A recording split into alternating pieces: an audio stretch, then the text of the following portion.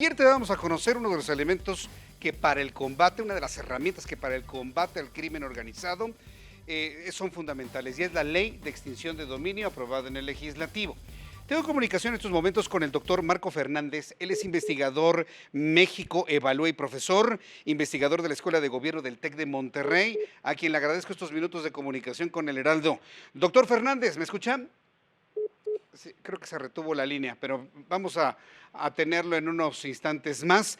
Y algunos analistas, algunos juristas y que saben sobre este asunto, han advertido los beneficios de una ley de extinción de dominio. Es una ley que le quite todos los elementos económicos, inmuebles a las bandas del crimen organizado, pero debe tener algunos ajustes y seguramente tiene algunas debilidades. Doctor Fernández, ¿me escuchan? Sí. Qué bien. Me gusto en saludarle y bienvenido al Heraldo. Muy buenas Oh, tardes. hola, muy buenas tardes. Gracias por tomar nuestra llamada telefónica. ¿Cómo vio la ley de extinción de dominio aprobada el día de hoy, anunciada ayer? ¿Y cuáles serían sus fortalezas y sus debilidades desde su punto de vista? Mira, siempre este tipo de instrumentos pueden ser vistos con expectativa, porque cuando se diseñan bien y sobre todo se capacita y se fortalece a las instituciones encargadas de utilizarlo, sí se ha demostrado en el mundo, es un instrumento eficaz para poder pegarle tanto a las redes de corrupción como a las redes del crimen organizado, en donde les duele, que es en el tema del dinero, en el tema de los bienes que pues tienen un origen ilícito o que son utilizados para delinquir. Entonces, y obviamente lo aprobado el día de ayer, pues se enmarca o se trata de exaltar en ese sentido. Sin embargo, creo con franqueza que tenemos que ser cautos por dos razones. Porque existen defectos en la ley, por un lado, del orden jurídico, y por el otro lado, defectos justo en las instituciones de la Fiscalía General y las Fiscalías en los estados, que son los que van a poder utilizar este instrumento del Estado mexicano, la Ley Nacional de Extinción de Dominio. En la parte jurídica, al menos hay tres cosas, ¿no? Digo, hay múltiples, pero te voy a señalar tres que me preocupan de manera particular. Correcto. La primera tiene que ver desde el problema de cómo se hizo la reforma constitucional aprobada en marzo de este año. Porque cuando los legisladores en el artículo 22 establecieron que esta figura, la acción de extinción de dominio, se ejercerá por el Ministerio Público a través de un procedimiento jurisdiccional de naturaleza civil y autónomo del penal. El problema con ese fraseo es que sí, la experiencia internacional te dice lo tienes que separar de lo del penal, bien, palomita. El problema es que cuando le ponen que es un procedimiento jurisdiccional de naturaleza civil, complican las manos al Estado mexicano, porque el derecho civil es un derecho que se utiliza para dirimir conflicto entre particulares, no es entre el Estado y particulares.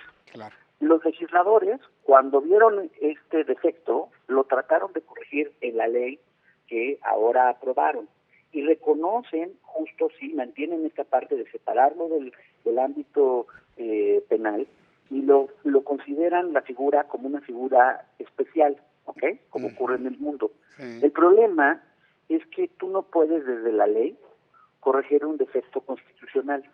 ¿Y a qué me refiero cuando hay este problema más grave? Porque tú sabes que pues, los malos, tanto los del crimen organizado como los de las redes de corrupción, generalmente tienen acceso pues, a muy buenos abogados, ¿verdad? A la hora que enfrentan procesos judiciales. Y yo te puedo asegurar que en su momento estos abogados van a cuestionar la constitucionalidad de la ley, la van a atacar diciendo, no, espérate, si la Constitución dice que es de naturaleza civil. Entonces va a haber un problema y tan lo sabe la Fiscalía que tenemos información que la propia Fiscalía se acercó a los legisladores para advertir que hay estos problemas.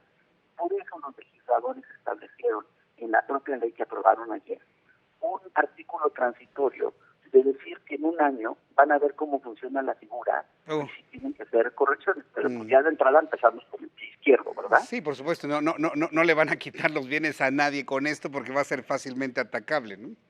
Exacto. Justo hay otros dos problemas Ajá, que jurídicos que trae la ley.